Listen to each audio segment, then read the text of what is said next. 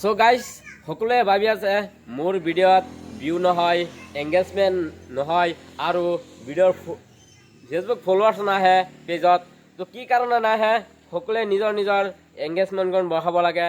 ভিডিঅ'ৰ ভিউৰ কথা নেভাবি কেনে নিজৰ এংগেজমেণ্ট বঢ়াব লাগে আৰু ভিডিঅ'বোৰ ভালকৈ চাই যাব লাগে আৰু শ্বেয়াৰ কৰিব লাগে ভিডিঅ'বোৰ, যাতে আপুনিও এজন আপুনি এক্টিভিটি হৈ যাব পাৰে, আপোনাৰ এংগেজমেণ্ট বাঢ়িব আৰু সকলোৱে ভিডিঅ'বোৰ অৱশ্যে শ্বেয়াৰ কৰি দিব। আপোনাৰ এংগেজমেণ্ট এনেকুৱা বাঢ়িব।